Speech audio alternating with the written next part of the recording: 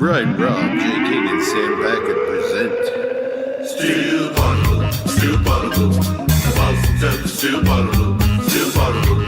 Oh yeah! Steel Bottle, Steel Bottle, Boston Celtics, Steel Bottle, Steel Bottle. And a 19. Jalen Brown, D. White, Crazy Joe. Steel Bottle, Steel Bottle. With Tatum coming back. Steel Bottle, Steel Bottle, Steel Bottle, Steel Bottle. Boston Celtics, Steel Bottle, Steel Bottle. Oh yeah! Come on, don't get the next generation. Guy wants to win. Let's go, you motherfucking Celtics. Let's go, baby. Let's go. You motherfucking Celtics. Let's go. Let's go, baby! Welcome back to the Best Celtics podcast here on Al Gore's internet. This is Still Potable.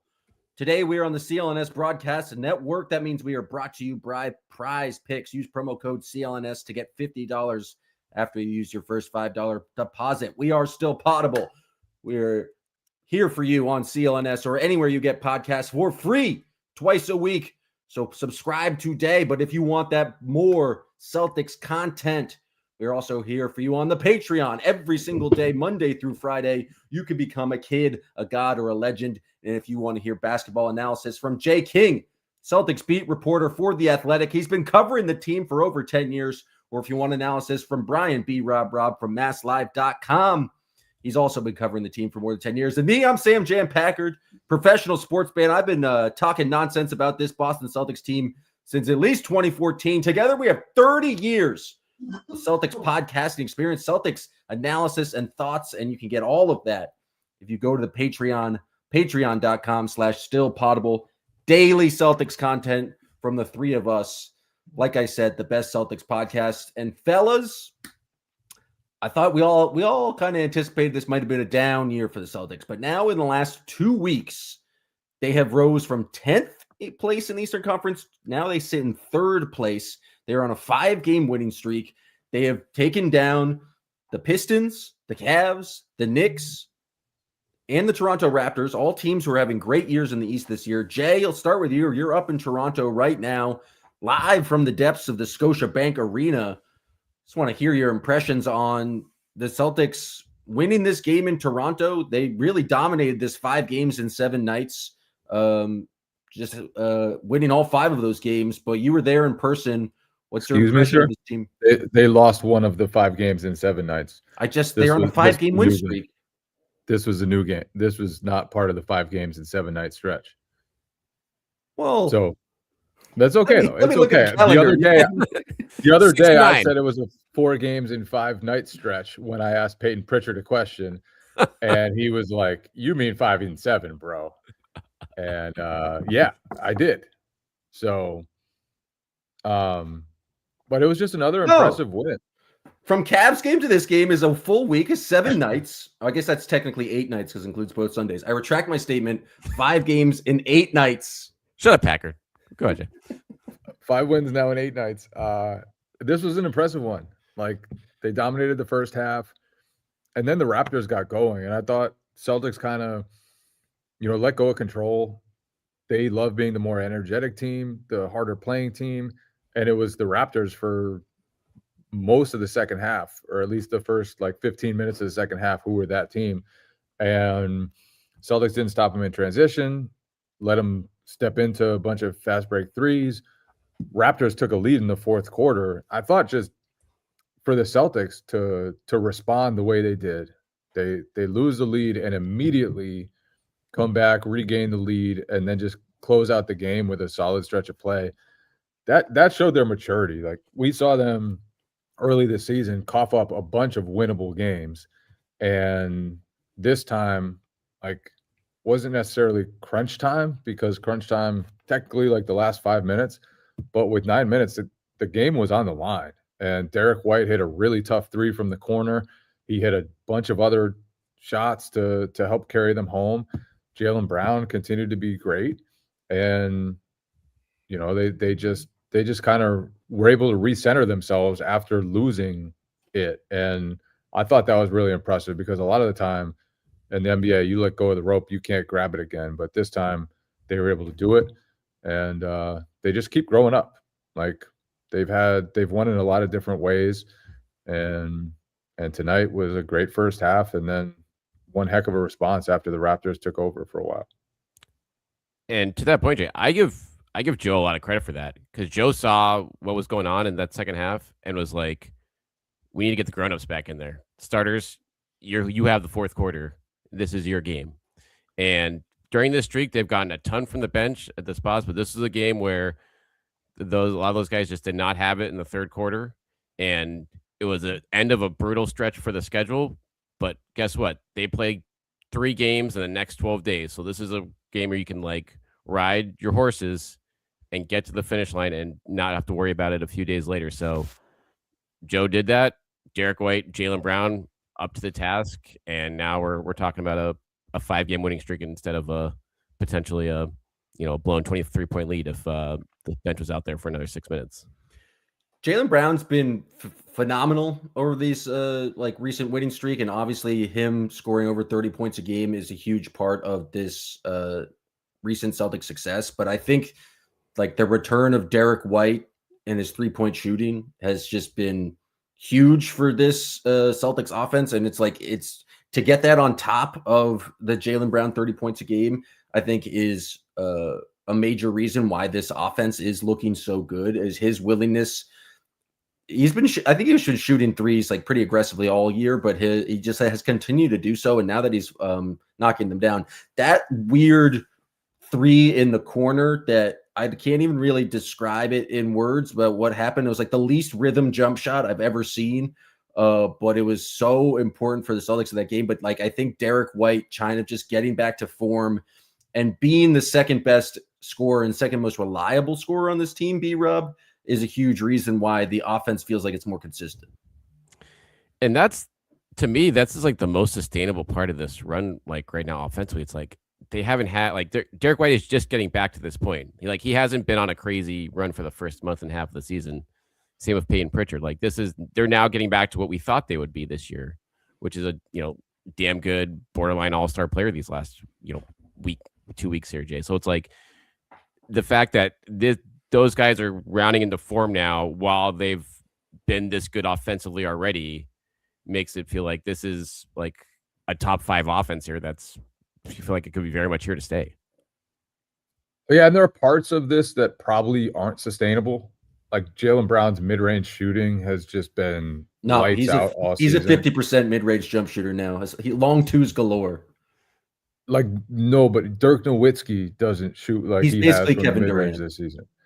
Yeah, and so that will probably fall off to some extent. I think what's most promising about it is there's a lot that is sustainable, and that's taking care of the ball. That's JJ Redick brought up this stat, and it's not publicly available, but he said that the Celtics have the best crash rate for offensive rebounds.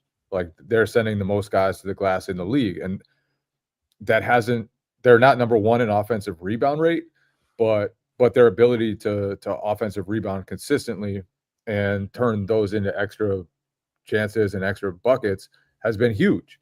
And so that's the part that is sustainable. And they've even been able to do that after moving away from Luka Garza, which obviously, like, you put Luka Garza on the bench, the one thing you miss the most is his offensive rebounding. They've been able to find that from other sources, and they found these small lineups that, for the most part, have been great. Had some tough stretches tonight, but it just feels like a lot of this is sustainable. A lot of what they found is real, and that goes from Jordan Walsh being what Austin Reeves said, like, could be one of the best defensive players in the league for a long time. And Joe Mazzulla was asked about that tonight, and Joe is like, it's hard to please Joe Mazzulla. He hates hyping his guys up. Yeah. and he was like, he's on that path. And when Joe said that, I was kind of like, I didn't expect him to agree with that one and do it so forcefully as he did tonight. But clearly Walsh has shown him something during this stretch.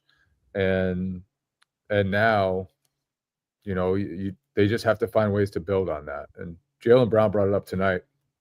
he said, and sort of brought it up the other night after the win against the Lakers, when he like didn't want to praise Jordan Walsh too much because he said he didn't want to boost his head up too big. And tonight he kind of said a similar thing, not just about Walsh, but about the whole team, where he's like, for a young team, having success can be really hard. And when you hear everyone saying you're great, and now people are starting to notice what the Celtics have done and put them, as one of the teams to that could make noise in the Eastern Conference. Now it's like a different challenge than it was, because at first it was like, you're so hungry, you want to earn a spot. Now you've got the spot, you're getting the attention, you're getting all the praise, and now it's like, can you still be consistent when you already have that type of stuff? And that's their next step, that's their next challenge. But so far, basically since Jordan Walsh got into the starting lineup, they've been just a great basketball team. And I didn't expect this so early, but they've been playing some great basketball for about a month now. And Jay, I am loath to do this. For anyone who's been listening to us from this version of the podcast, Anything is Potable, Rain and Jays, I am reluctant to give Jay King credit for anything because he will heap it on himself. I'm going to get credit? I think from the moment Jordan Walsh was a member of the Celtics, you have said this guy has the potential to be a very good defender, just based on like athleticism and his length alone. And he is proving you correctly every single night out there. I actually thought he had his worst game in a while just from too many fouling, and he fouled out of this game. Besides that, let's do a quick detour. When he fouled out. Hold on. Before we move on, you just credited me. Yeah, did you not say that from the start of Jordan Walsh's career that he's going to be a phenomenal defender? I said it before defender? the start of his career. I wrote about how good a defender he was going to be when the Celtics were looking in the draft. Before they drafted him, I was on the Jordan Walsh train. The King family actually was huge Jordan Walsh stands. We watched him in college, and it wasn't just that he was long and athletic. It was like, wow, he can really move his feet. He really stays in front of guys. Even when guys get by him, he chases them and pursues them and doesn't stop. Like, he had the makeup of a very good defender already before he even got to the Celtics. And obviously it's taken him a long time to emerge and earn minutes and, strengthen up and just, take hold of that role for the Celtics. But he's sort of, his ceiling was something like this, where he's able to guard the best player every night, and that's what he's doing no matter who it is. Tonight was like a weird game for him because it felt like they didn't know who to sick him on. That's a good point. I'm looking at his stats here in the last 12 games since he's entered the starting five. 62% shooting, 45% from three, 9 points a game, and 5.5 rebounds per game, which is like, I think, the defense is one thing, and that the fact he got there this quickly is one part of it, but like, just to be such a massive offensive rebounder and defensive rebounder, to be honest, in this stretch is like pretty much like propels this group. And even in this game, like in the third quarter, when they were struggling a bit there, it's like, you need to get Jordan Walsh back in this game right now, like on top of White and Brown, because he's like quickly just propelled himself to be that important with his versatility defensively, Jay, and just what the roles he fills to like sustain what they're doing on both ends of the floor, it feels like. Yeah, and he's found his offensive role. Like early on, it didn't feel like he did, but now he's knocking down shots. He's made, I believe it's 22 of his last 27 shots over the last 4 games. He was on a run with 19 in a row of shots made? Like, talk about unsustainable stuff. Yeah, that's probably not sustainable. But like the way he's getting looks, the way he's contributing is sustainable. I thought tonight he had one drive where he just forced up like a really tough contested layup. And I was like, that's the first time I've seen Jordan Walsh really force something all season. Yeah. Like he's been totally within the confines of his role and doing what they ask him to do. He's been used as a screener, a roller. Tonight, like we said, it wasn't his best game. I thought he had some tough foul luck there, but he was great in the first half though too. Like 3 steals out of the he gate. had 3 steals in the first 3 minutes. He was part of the reason they got off to such a great start. So it's been a Jordan Walsh run.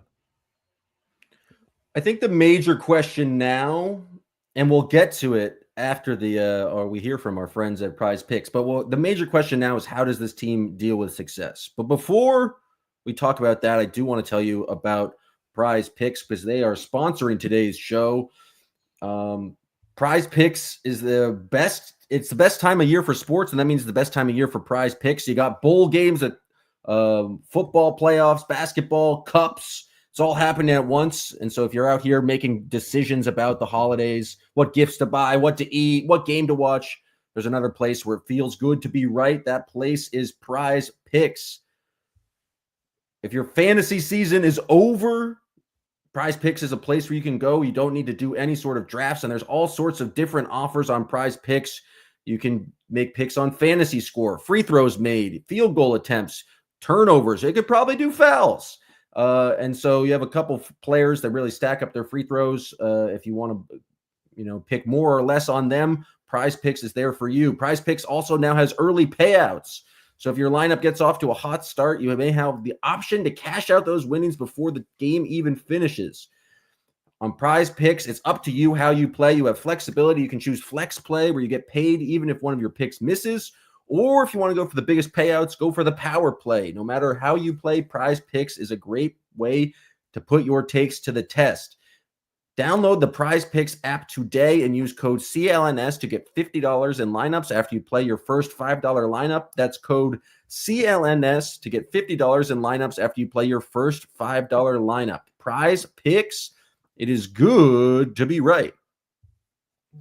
Now, I think this is the most interesting thing about this team because I was on my high horse to start the season, like embrace the lower expectations of this team. And I feel like you're a big embrace the lower expectations. You got to embrace whatever circumstances you are now. But now they're a successful team. They're third place in the Eastern Conference. And I think you mentioned it a little bit with Jalen's quote about it's hard for young teams to deal with success. I think B-Rob, like what is the thing that would be either most concerning or what are you looking at as this team? One, I guess, what are the expectations of this team now? And then how do you think they're going to react? Assuming I'm the irrational Celtics fan on this podcast, I'm thinking they're going to win the East. So, like, how are they going to deal with yahoos like me putting expectations like that on them? I mean, they have beaten the other. They've beaten every team in the East. Of the East. Yeah, they've beaten the other 5 teams in the top 6 of the East right now. And here's what I'll say about the, getting too big of a head. How do they handle this type of success right now? If there's one coach that will not let these guys get too high, it's Joe Mazzulla. Like, this is the situation where he was built to strip down a young player getting a little too big for his britches. 100%. And apparently Josh Minot loves it. Josh Minot loves being screamed at by Joe Mazzulla. And these guys are eating this shit up. So it's a win-win, it sounds like. So, yeah, and I don't know, Jordan Walsh might be the one guy that's off the list. He's just become almost like too important right away where it's not like you're not going to yank Jordan Walsh out of the starting 5 at this point. I think I've been wrong like 3 times about this year, so I don't want to go too far, but still up and down the line, like with all the young wings, like you're going to have to earn your opportunity regardless of whether this team has won 5 in a row or not. So like that's there. And then the guys like Jalen, Derek, Peyton Pritchard, like they're not going to get a big head about this. They know this is great. We're like winning games again. Like we've done this for 3 years now. So I think the fact that Joe is there, like is built to kind of be this kind of influence regardless it should be a good sign in terms of making sure these guys aren't trying to punch above their weight and do things on the floor that they're, not capable of while they're having these hot stretches of games. This is going to be a wild comparison, but it kind of reminds me of the 2017-18 Celtics when Gordon Hayward went down just before the season and everybody was kind of just wrote them off. And then they lost their first 2 games, and then all of a sudden they looked unbeatable. They won 16 in a row after that. And the difference, obviously, is that team had young Jason Tatum and young Jaylen Brown, and those were the guys emerging into big roles. Whereas this team has role players that are stepping up, and it's Jordan Walsh, Josh Minott, Ugo Gonzalez, Baylor Shireman. Those are the guys who have taken advantage of the opportunities. And I don't necessarily see them becoming stars like Tatum or Brown.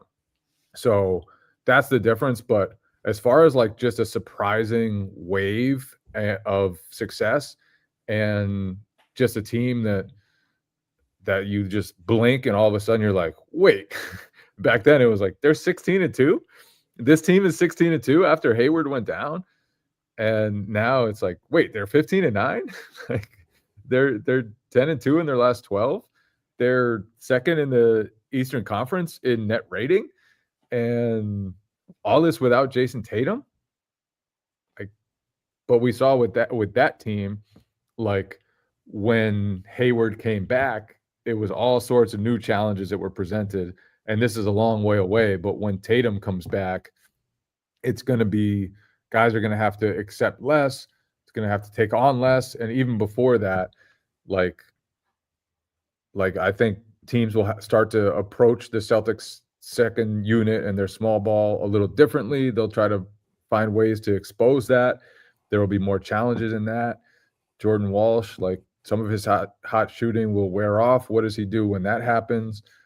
So there are a lot of challenges still to come, but right now they're really just taking advantage. All these young guys are just taking advantage of their time. And the Celtics depth, like I thought the depth would be an issue for this team. And instead it's probably their greatest strength, or at least one of their greatest strengths is just they can throw a lot of guys out there that can make an impact in different ways. And like even Ugo Gonzalez, what did he play, like 2 minutes tonight? And Wrong 2 minutes though. Made a 3. He came in, knocked down a 3, had a dunk, and that was just like he barely played. But all these guys can come in and impact the game a little bit in however long they're out there.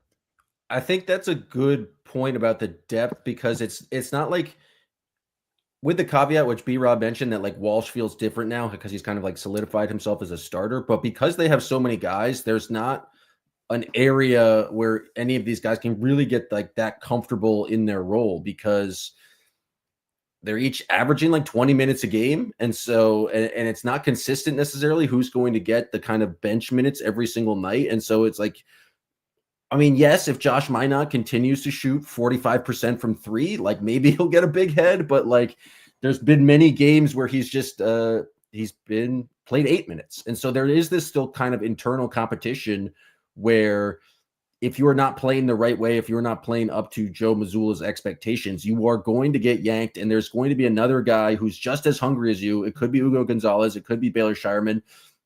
Sam Hauser's got like this, third, fourth biggest contract on the team, and he still kind of gets the shorter end of the stick from time to time. So you have to prove it every single night. I think the question, B-Rob, is if I'm the irrational one and have wild expectations for the East, like what is the reasonable expectations for this team? Let's just take the Tatum factor out of this. Like what should Celtics fans expect from this team? Like how much of this is an aberration? And like, or how much of this is sustainable? Are they a true contender in the East? I mean, I think this team, as is, without Tatum, is capable of winning a round or two in the Eastern Conference, given what the competition is. Like, if they play up to what we've seen in the last, month, there's nothing in the Eastern Conference. I mean, it's been 25 games, and guys have been in and out of the lineup. But still, even when teams are fully whole, whether it's the Knicks or like the Magic and stuff like that, like this is a team that is capable of putting up a fight against them. And when Jaylen Brown would be potentially the best player in entering any of those series, or is capable of being the best player in any of those series. So you have that, and depth means less in the playoffs, but there's been enough up and down the line here where, like, I don't know, or maybe not. Maybe you look at the Not Pacers anymore. last year now, The right? Is it Pacers like kind of showed right, us that maybe it's a new game? It's a new ball game now. Like, I It don't know. might be a new ball game. It Is might it? be a new ball game. Look at what the Pacers did. Right. Like, look, and the Thunder, they have the MVP, so they're a little different conversation. But the Pacers didn't have the MVP. They beat teams with speed. They beat teams with energy. They beat teams with having a bunch of dudes who will play harder than you and pick you up full court and get up and down the court and just be tough to play against every single second of a game. That's sort of how the Celtics are designed right now. And they're playing a lot of guys. They're though they rode the starters tonight, like they're playing those guys much fewer minutes than they have in the past. Like I just think they in the East, I wouldn't favor the Celtics in a series against the Pistons. I wouldn't favor them in a series against the Knicks. But would they have a 0% chance of knocking off one of those teams? No, I don't think so. And Tatum coming back, if he does, will throw all sorts of new variables out there. What does he look like? How much can he handle? Is he actually, like, because he's coming back and because he's not fully sharp, does he actually in some ways hurt them? And I think it's possible that when he does come back, if he does come back, that they have to adjust to him, and it takes them a while to just. What does he expect his role to be too when he comes back? And like, is that commensurate with like his ability and athleticism? Like we saw the 2018-19 Celtics when it was like Hayward and Kyrie came back. There's like, oh, this is sticky. Terry Rozier and Mook really think they should shoot the ball. and that, take it back to that 2017-18 team. That team almost rode energy all the way to the finals. Like, I think they finished 18th in offensive rating that year. It was very much like an unpolished, unrefined team. Tatum was great, but was still learning things. Jalen was a long way from where he is now, but was still super impactful. Terry Rozier was capable of brilliance, but like wasn't gonna make like great decisions on every possession. but like they almost went to the finals, and I think back to that year as like maybe sort of a blueprint for this year, where what they lack in refinement and what they lack in polish, maybe they can make up for with youthful exuberance and energy. As JS Town 2061 points out in the comment section, the East that year was weak. The East this year is weak too. Do you guys take the Cavs that year or any team in the East this year? Like, who would you take? LeBron in his prime was tough to beat. Right? I would still take LeBron. I still think right. LeBron in his prime was just tough to beat. And the Celtics, they probably should have beaten that team that year. Yeah. And, I mean, Terry Rozier makes like, was it that year we just missed 10 threes? Yeah, in it was 10. Yeah, it was 0-10. But really, they lost because they weren't ready to go possession for possession with somebody who was as great as LeBron. Is that where LeBron he just thought the game? He thought the game at a level that they just could not reach, and he was good enough to basically beat them by himself with a bad Cleveland team.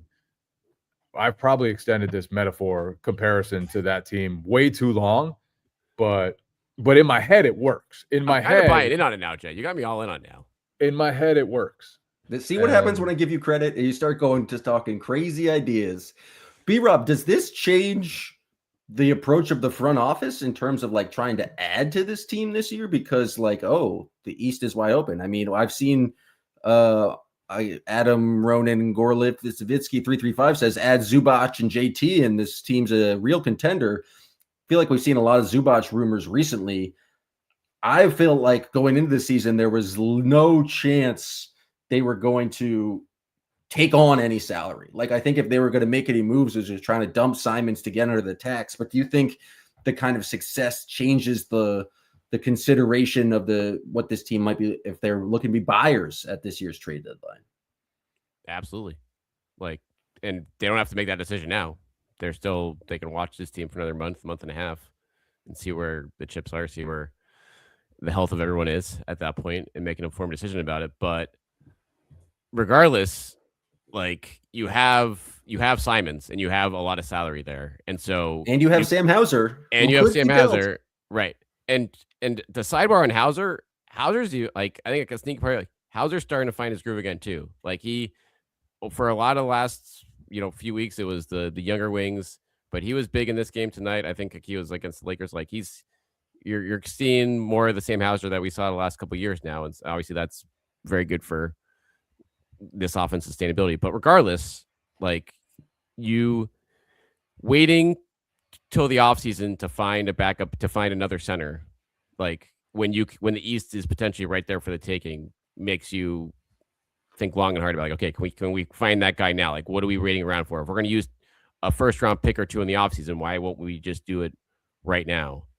If the deal is there, the deal may not be there, but regardless, I feel like, especially with Simons has been nice. He has his games, but like he's not integral to what this team is doing right now. It's like a nice bonus to have, but regardless, that's a useful salary chip to have to kind of see what's out there, to see if you can find something that helps you now and obviously helps you in the future when Tatum's back, and looking healthier next year, I'd imagine.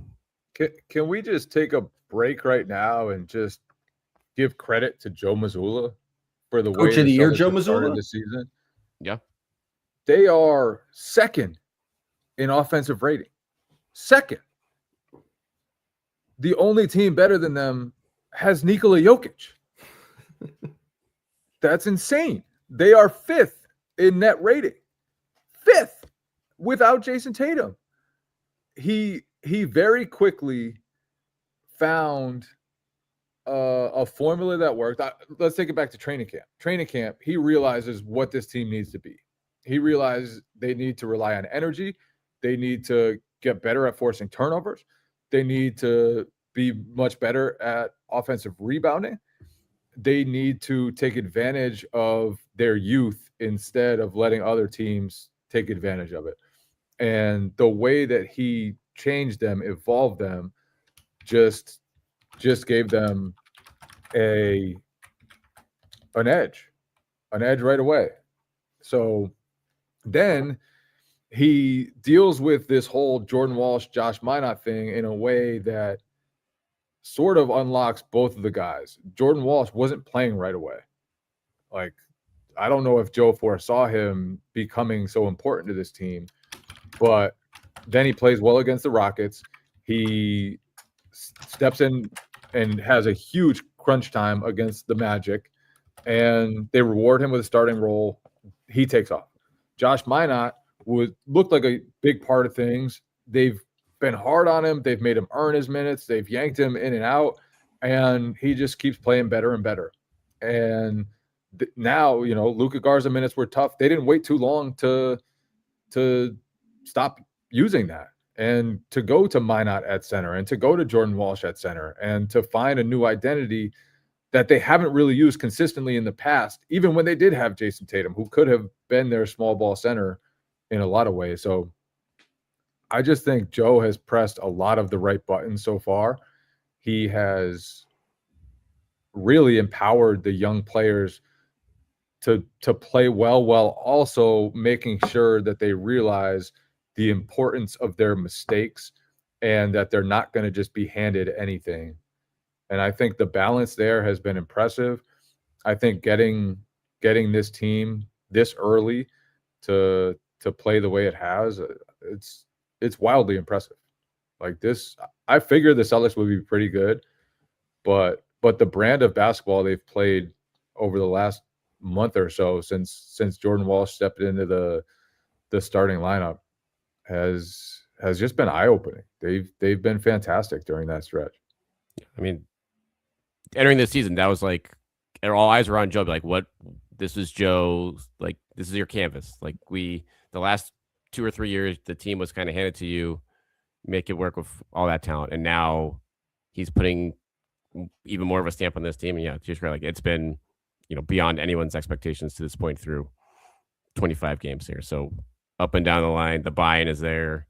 Obviously, the offensive production is insane, and now winning games like today, like when you're making the like strategic moves like that of like going back to the starters when you need to go, like he has the pulse on this team incredibly well. It feels like right now, and that's why they're third place in the East.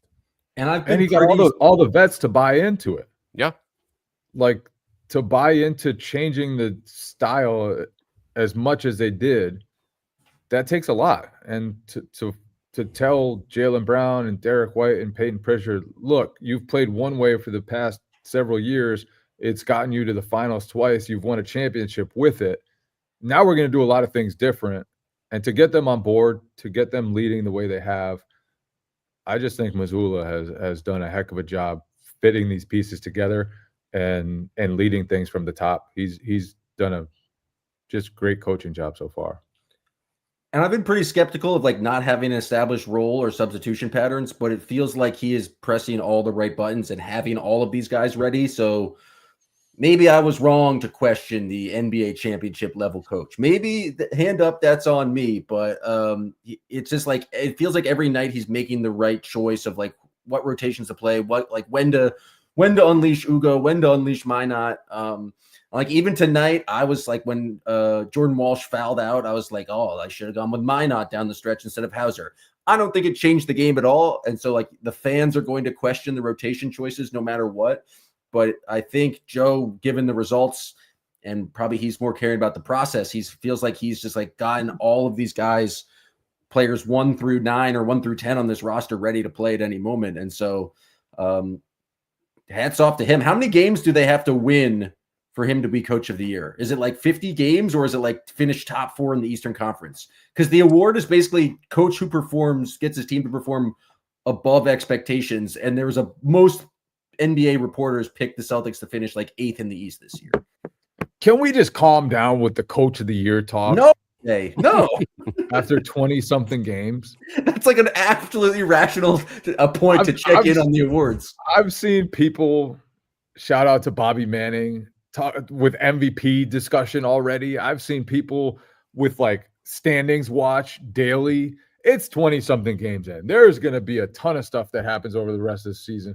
We can all just calm down and appreciate what's going on, appreciate the development without jumping way too far ahead of ourselves. Jay King, the year talk is premature. Live in the now. Be present. Let's all take a deep collective breath and just appreciate the winning that's going on in this moment. Decisions have to be made, Jay. Yeah, someone's got coach of the year front. The coach of the year front. They have to make those ballots. Those straw polls are on temps to send out those straw polls soon. Is he So, expanded you to can't coach talk of the about year? the MVP before the straw poll comes out. You can't.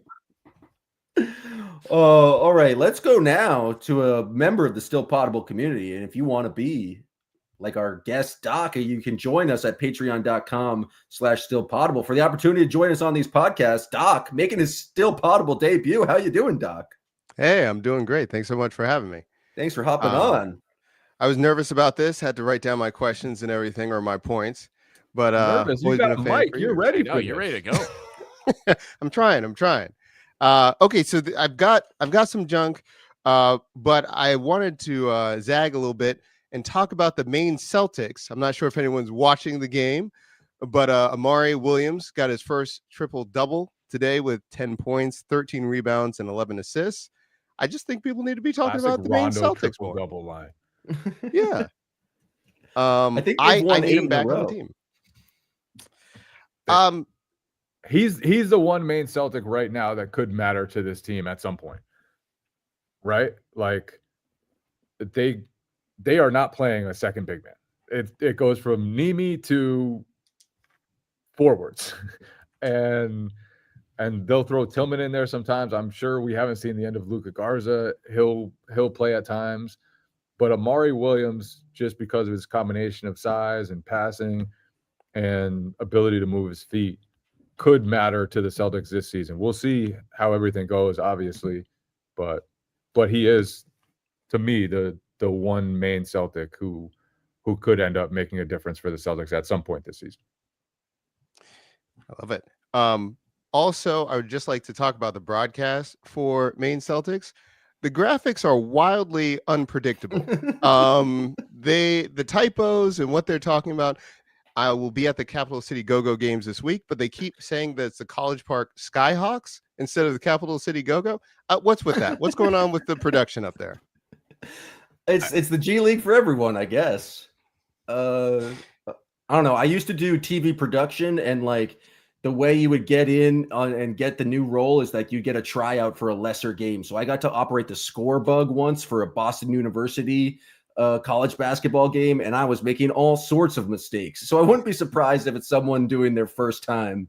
What were your mistakes on the score bug? Like, how do you not having the score correctly, Forgetting to put it up, not having correct timeouts, classic stuff. I guess that is something you don't really think about. How much goes into having that be right all the time?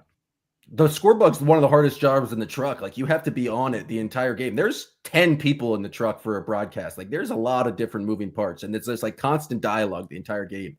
And like, people yell at you when you fucked up the score bug? Absolutely, as they should have. That was my one job, was to have it convey accurate information there.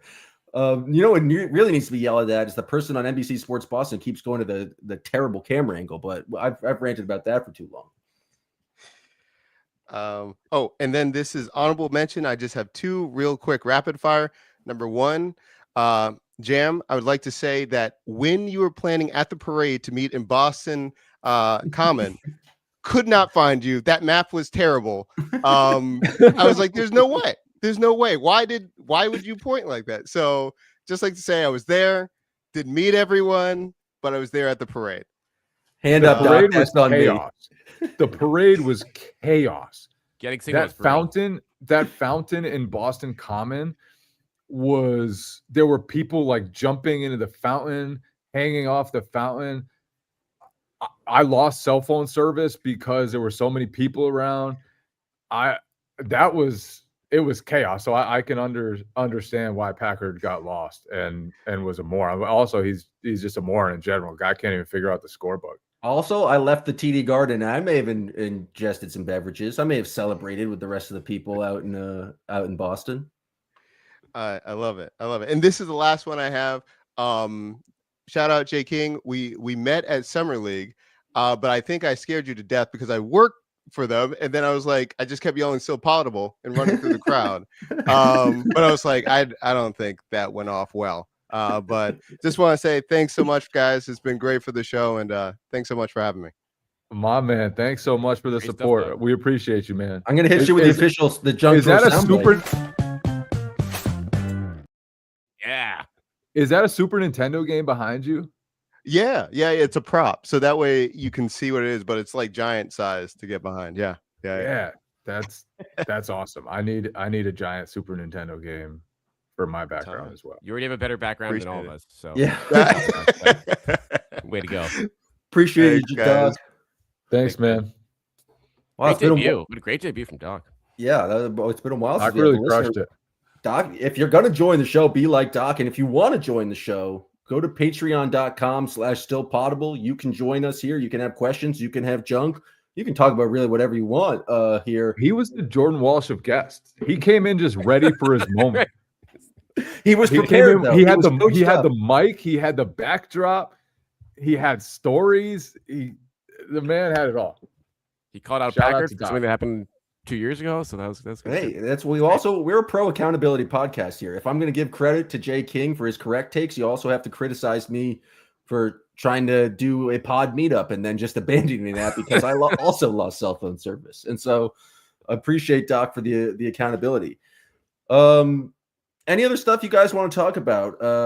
Any other nuggets from up there in Toronto, Jay? Any other things that you think is important? Did you guys see Jason Tatum on the Morris Twins podcast? Any comments about that? Any last things before we wrap up this podcast? We might have to do a The podcast about that. The Morris twins saying that they would give each other the scouting reports against them before playing against each other was the most Morris brother thing of all time. No wonder Wizards Celtics win 7 games. Everyone knew what was going on. Those guys were the most loyal to each other ever.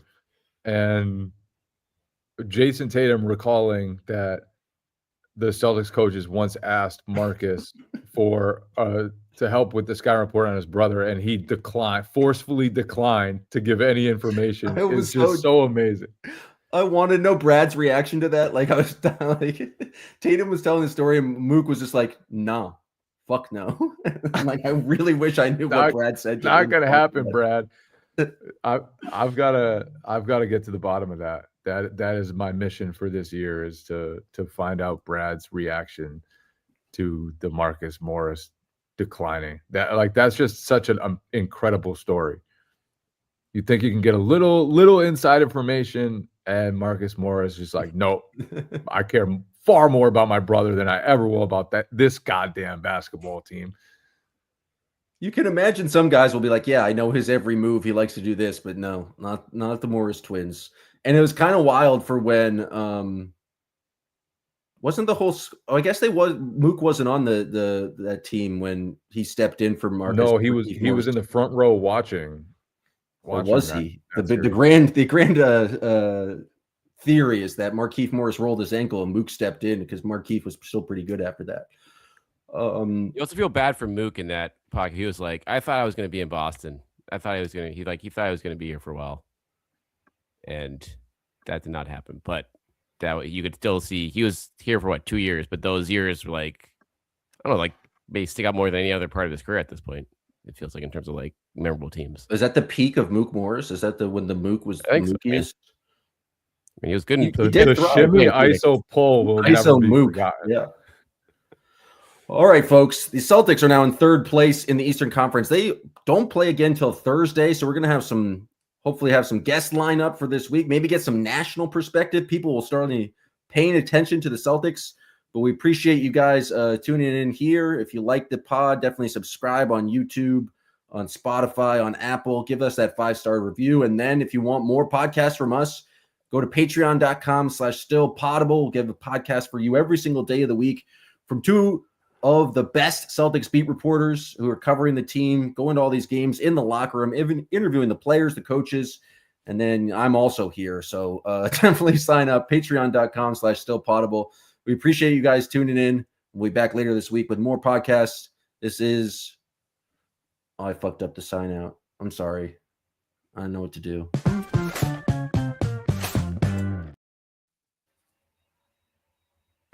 Well, I thought you guys were going to comment on it, but no, then you're just leaving me out to dry again. I quite frankly don't know what you're doing. Still Potable, the Boston Celtics, still Potable.